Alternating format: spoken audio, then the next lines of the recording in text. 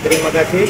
Perkenalkan saya Ilvan Rambe, sarjana hukum sebagai penasihat hukum dari Lembaga Pemantau Kinerja Aparatur Pemerintah Kabupaten Karimun, yang kami datang ke sini sengaja untuk melakukan pengaduan ke Bareskrim Polri. Saat ini kami berada di Markas Besar Kepolisian Negara Republik Indonesia. Terkait aduannya seperti apa Bang, kalau boleh dijelaskan Bang?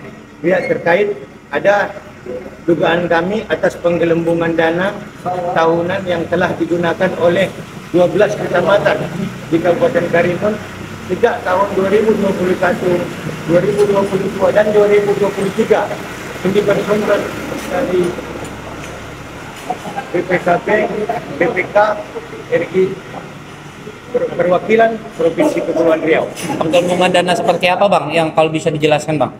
Ya, di sini terlalu tinggi menurut kami penggelembungan tersebut, yang mana kecamatan sampai-sampai dengan memakai anggaran per tahunnya mencapai ada yang 10 miliar, kecamatan ada yang sampai 9 miliar per tahunnya. Sedangkan di Kabupaten Karimun tiap tahunnya kita tahu itu adalah defisit, tiap tahun defisit. Kok sebagai camat gitu memakai anggaran lebih tinggi? Mohon kepada periksa penggelembungan tersebut. Itu maksud dan tujuan kami membuat pengaduan ini. Sebelumnya udah mempunyai bukti Bang terkait penggelembungan dana tersebut si camat? Ya, ada. Berdasarkan laporan hasil audit dari BPK Perwakilan Provinsi Kepulauan Riau, Provinsi Kabupaten Tanjung Balai Karimun. Dari pihak Mabes Bareskrim sendiri seperti apa Bang menanggapi pelaporannya? Ya, alhamdulillah. Tadi saya telah menerima bukti laporan dari Bareskrim. Ya, di sini kedatangan kami ke sini bukan hanya untuk melaporkan ini saja, dan ada bukti juga yang telah kami sampaikan kepada Bapak Presiden Prabowo melalui DPP Partai Gerindra. Kami sudah menyampaikan laporan dugaan tindak pidana yang kami laporkan. Terus kami telah melaporkan juga ada dugaan di sini akibat ada suatu intimidasi yang telah diinvestigasi oleh wartawan dan pengacara di Kabupaten Karimun, adanya suatu dugaan kriminalisasi hukum atas Kapolres Karimun kepada rekan pengacara dan rekan wartawan pada tanggal 8 Februari 2025 kemarin. Seperti apa Bang itu tindakannya Bang? Ya, pada saat itu berawal dari pengacara menyurati camat-camat yang dimaksud tersebut. Kebetulan 3 camat datang untuk mengajak bertemu. Tiba-tiba di situ dibuatlah seolah-olah pengaduan ini dibuat oleh seorang polisi, dilakukan penangkapan OTT ataupun operasi tangkap tangan di satu tempat.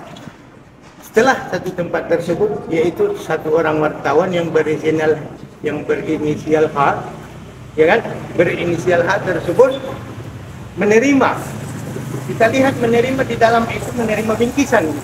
Setelah menerima, setelah berpisah dari camat, langsung digerebek oleh polisi Polres Karimun dan dilakukan pengembangan digiring untuk menuju tempat lokasi di mana pengacara tersebut duduk saat itu.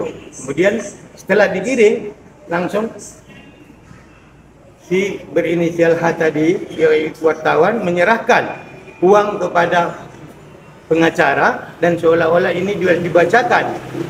Datang pihak dari kepolisian tersebut membacakan surat penangkapan.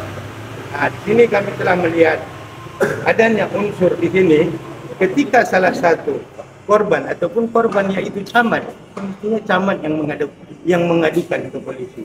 Tapi saat ini agak janggal menurut kami, ada dugaan kriminalisasi. Kenapa petugas polisi yang membuat pengaduan? Kenapa bukan korban?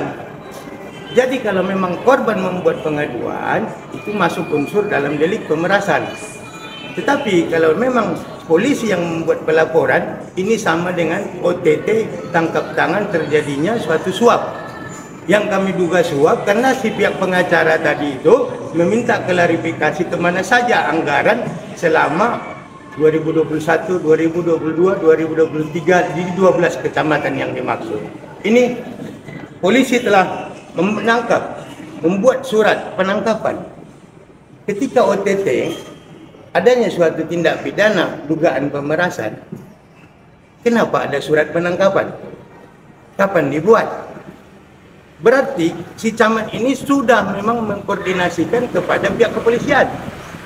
Ya, oke, setelah membuat dugaan koordinasi kepada pihak kepolisian, dibuat skenario seolah-olah jam 4 sore tanggal 8 kalian harus duduk di suatu tempat di Tanjung Balai Karimun. Dan di situ sudah diintai dan siap disergap oleh anggota Polres Karimun yang berjumlah berkisaran 15 orang. Ya, setelah itu baru dipandu digiring ke lokasi yang kedua. Jadi kapan surat ini dibuat? Kenapa camat itu tidak ditindak? Kenapa dia mau memberi uang? Ya, kalau dia memberi uang berarti dia seolah-olah menyuap, takut akan perilakunya tindak dugaan yang disangkakan, yang ditujukan kepada dia tentang anggaran dana camat 2021, 2022, 2023. Demikian. Ada berapa camat Bang yang diajukan ke Baris? Kalau ke sini kita membawa laporan itu sesuai dengan laporan BPKR kita di tetap 12 camat, tetapi yang ada di kronologis ketika penangkapan itu hanya 3 camat yang di situ memberikan uang seolah-olah dikatakan diperas. Ya, dikatakan diperas, jadi pemerasnya tadi ada 2 oknum. Di situ kita sudah melihat tidak ada perimbangan dari Kapolres Karimun ketika dijumpai awak media pada tanggal 10 Februari 2025. Pak Kapolres Karimun mengatakan di situ telah tertangkap 2 orang OTT. Ya, dan di situ kenapa tidak diminta klarifikasi daripada pihak camat? Kenapa tidak ada istilahnya berimbang, pemberitaan yang berimbang? Kenapa harus si pemeras? Ada apa diperas?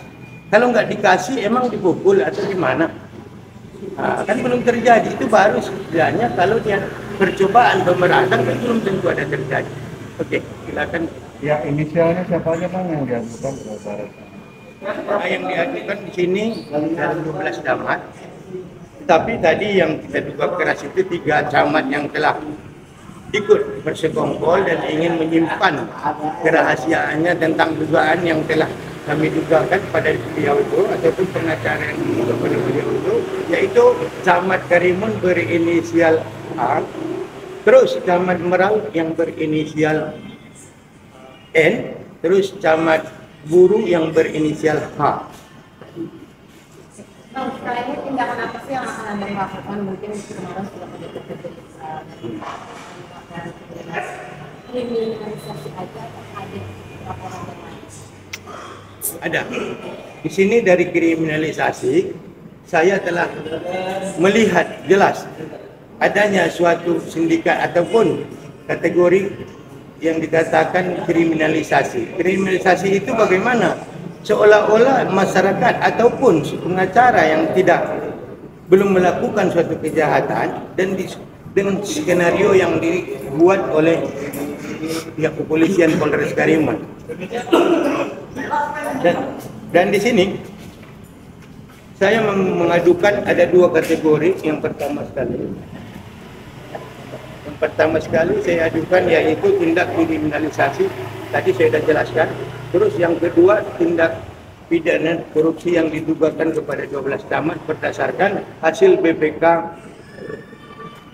Perwakilan Provinsi Kepri tahun 2021, tahun 2022, tahun 2023. Yang pertama sekali saya telah melaporkan ke Dirkrimsus di Bareskrim dari Bareskrim Polri. Okay. Terus yang kedua, yang Bitsus Kejaksaan Agung RI. Ya. Terus kepada Bapak Prabowo Subianto. Ini terima telah saya kantongi. Dan di sini saya berharap sekali kepada Bapak Presiden Prabowo perintahkan Pak Listio Sigit sebagai Kapolri untuk menindak tegas tentang dugaan tindak pidana korupsi. Sebab saya selalu melihat Bapak di media tindak tegas korupsi sampai ke akar-akarnya. Makanya saya sampai ke Bareskrim dan ke Kejagung sehingga ke kantor DPD Gerindra. Cukup sangat jauh dari tempat saya, Tanjung Balai Karimun, Kepulauan Riau. yang pulau kecil. Hingga saat ini saya sampai ke Jakarta untuk mencari keadilan dan untuk memperbaiki bagaimana pengolahan uang Kabupaten Karimun ke depannya. Karena selama ini defisit sehingga masyarakat banyak menjadi kesusahan, ada pengangguran. Ternyata di atasnya, di dalamnya ada dugaan indikasi tindak pidana korupsi yang dilakukan oleh berjamaah. Boleh disangkakan, kami dugakan penggelembungan dana oleh 12 kecamatan yang dimaksud. Saya telah mengadukan ke Mabes Polri, minta tolong sekali kepada Bapak Listio Sigit. Saya berada di kantor Anda untuk menindak tegas Kapolres Karimun. Sini saya telah melaporkan kinerja beliau pada Kadif Propam Mabes Polri dan Irwasum Mabes Polri. Alhamdulillah pengaduan saya telah diterima. Mohon ditindak tegas. Kalau tidak seperti itu, bagaimana citra polisi di depan masyarakat sehingga tidak presisi lagi. Terima kasih.